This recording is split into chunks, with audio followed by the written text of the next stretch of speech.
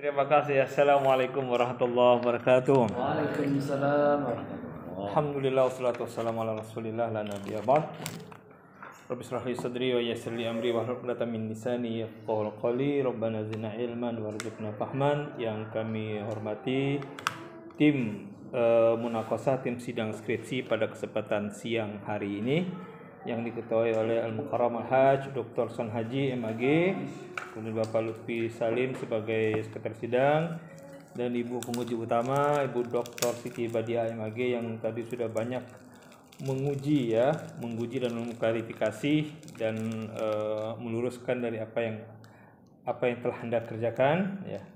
Kemudian juga tadi sudah ditambahkan oleh Bapak Dr. Sandi MAG selaku penguji pendamping 1 dan saya selaku penguji pendamping 2. Dan Saudara Bayu, selamat Anda sudah sampai pada tahap akhir daripada pengisian kerja keras Anda ya.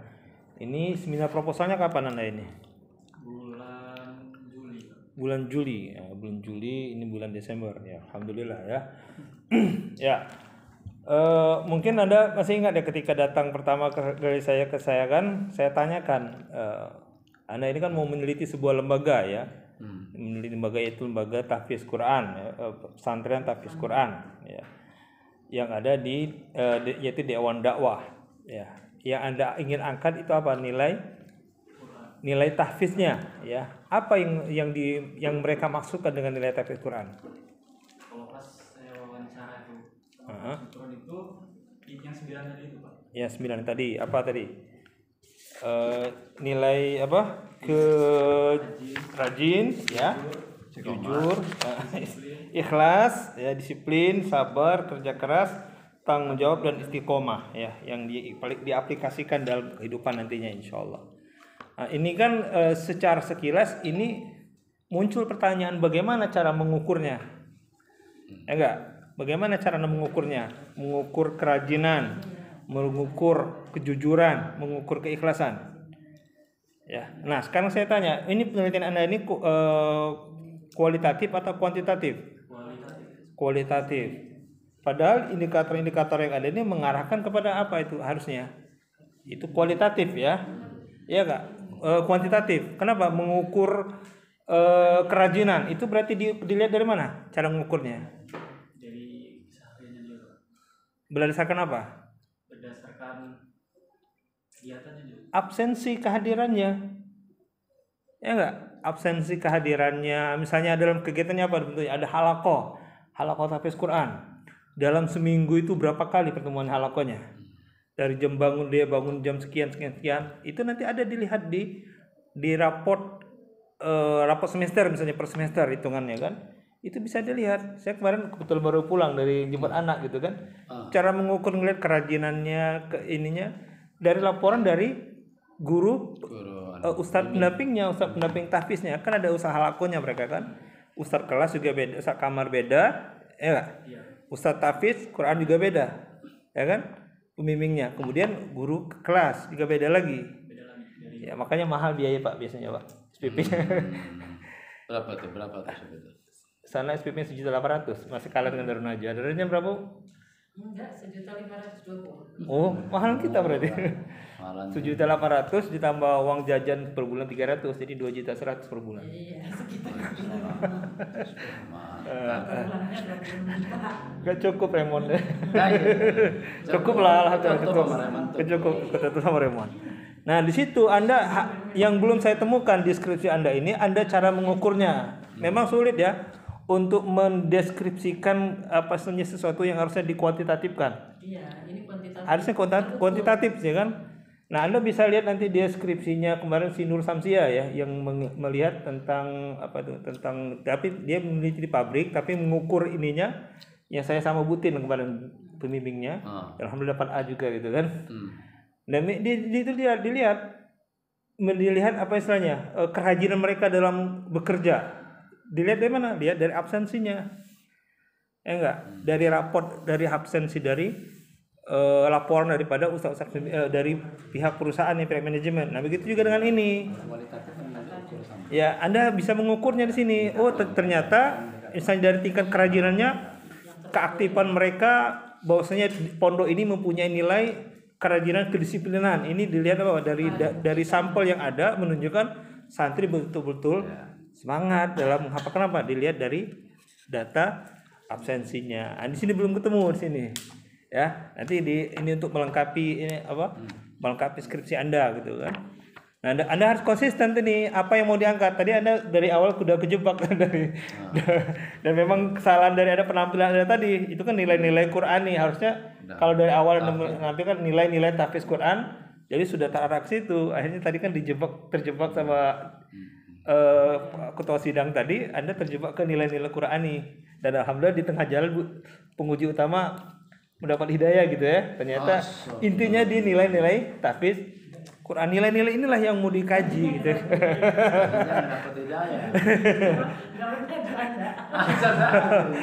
Tadi kena sempat khawatir kita kan, ternyata jangan-jangan penguji utama juga ke arahnya ke nilai-nilai Qurani gitu kan. Nah, ini jadi 9 hal inilah yang mau diukur gitu kan. Memang dilengkapi lagi lah di data-datanya. Memang di sini sekilas memang ada Anda bagaimana cara penanamannya misalnya kan, tentang nilai-nilai kedisiplinan, kemudian kesabaran ya enggak. Mereka mengikuti kurikulum yang ada yaitu hafal Quran ini. Ininya cara mengukurnya gimana? Tidak hanya cukup deskripsi, ini harus ada bukti otentik gitu kan. Nah, itu dibuktikan dengan apa? Dengan raport. Ya minimal raport semester ini aja lah, 1 semester ini gitu kan. Anda bisa meminta mereka dari bulan bulan semester ganjil kemarin ya, dari bulan ini kan Juli kemarin kan. Nah, Juli sampai Desember ini bisa Anda ukur. Itu untuk menguatkan bukti bahwasanya penanaman nilai-nilai ini berhasil atau tidak. Endingnya kan seperti itu prosesnya ini kan. Anda kan ingin menceritakan tentang internalisasi ini. Kesimpulannya apa? Oh, ternyata proses internalisasi ini itu berjalan dengan baik, dengan metode internalisasinya seperti yang di teorinya Peter Berger tentang adanya subjektivitas, objektivitas dan internalisasi. Internalisasi itu kan sebuah konsensusnya, hasilnya gitu kan. Nah, sedangkan objektivitasnya apa? Di sini kan santri ini kan usia remaja, ya kan? Bagaimana mereka pola pembinaan usia remaja itu kan perlu teori-teorinya. Nah, saya lihat di sini memang sudah Anda tampilkan tentang teori-teori dalam pola pembinaan remaja. Memang perlu di situ ada pendekatan psikologi. Nah, cara mengukurnya seperti apa? Nah, itu tadi yang kita pertanyakan gitu kan, yang ditanyakan oleh tim gitu kan. Bagaimana cara Anda mengukur variabel-variabel ini? Maka Anda harus melengkapinya dengan data-data tadi, tingkat absensi kehadirannya, kemudian berapa orang yang kena hukum dalam 1 semester ini. Ya kan di pondok itu gitu Bu ya, ada yang dibotak gitu kan. Ini kemarin ya laporan anak-anak itu pas sambangan ada yang dibotak, ada ini. Kan itu sebuah simbol, Anda foto tuh. Harusnya ada foto-fotonya. Itu kaitan kenapa? Dengan kedisiplinan. Gitu ya. Hal-hal seperti ini yang belum kita temukan di skripsi ini ya. Jadi untuk ini Anda harus melengkapi hal itu untuk menguatkan data temuan di data-data Anda terkait bagaimana dengan nilai 9 nilai tadi ya ditanamkan oleh pihak pondok pesantren terhadap pada santri. Nah, memang tadi seperti ditanyakan oleh Pak pendamping satu ya. Ini subjeknya harus jelas ini siapa nih yang ditanamkan itu pada santri. Nah, Anda melihatnya apa? Santri tadi dilihat dari hasil absensi mereka ataupun raport semester ini. Nah, ini untuk memperkuat data ya, data tentang bahwasanya internalisasi ini berhasil atau tidak.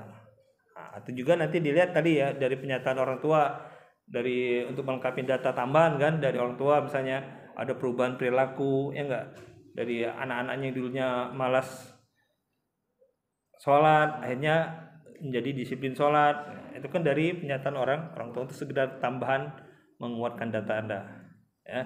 Jadi itu.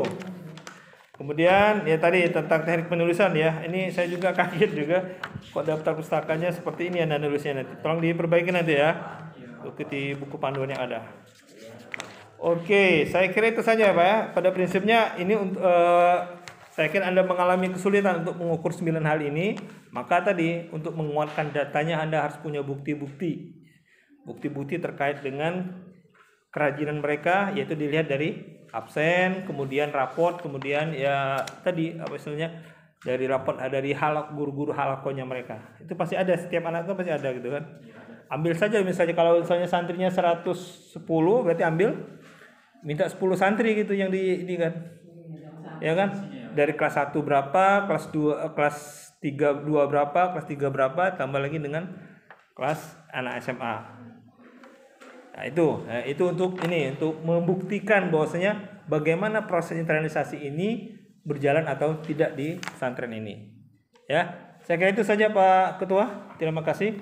Assalamualaikum warahmatullahi wabarakatuh. Terima kasih Pak Ketua Muslimin ya. Ya, saya kembalikan dulu ini. Ini kamu masih mempertahankan tahfidzul Quran ya, bukan Quran nilai Qurani. Bukan. Quraninya. Nilai Quraninya. Yang mana? 9 tadi ini. Karena gini ya, nilai tahfidzul Quran rajin jujur sebenarnya itu sebenarnya memang juga nilai Qurani gitu. Artinya bisa saja gitu loh. Iya.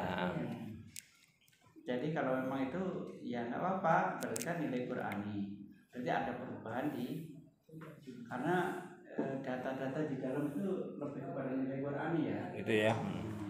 Itu untuk menolong ya, untuk menolong kamu. Tapi kalau kamu konsisten terhadap nilai tahfidzul Quran, apalagi ditarik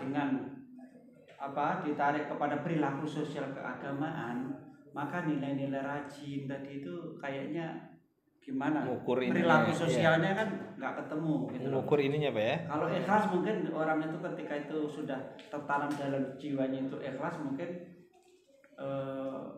dia disenangi orang mungkin ya itu arahnya ke sana, interaksi sosialnya, perilaku sosialnya, membentuk orang yang low, yang care terhadap orang, nggak terlalu curiga kan itu kan.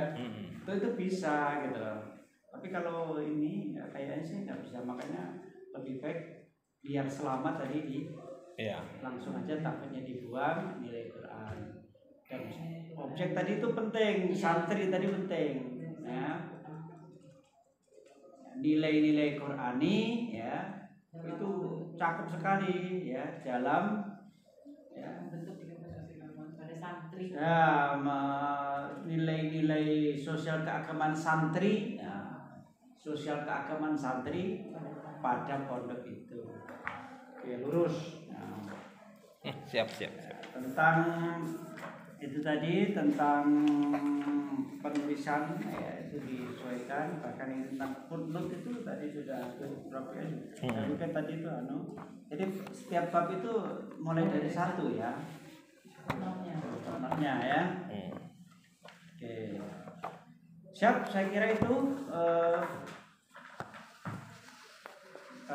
sidang, dan saya setelah ini dan saya akan bacakan hasil dari dan penguji. Siap ya? Saya bacakan. Mulus ya perasaan kamu ya? Enggak.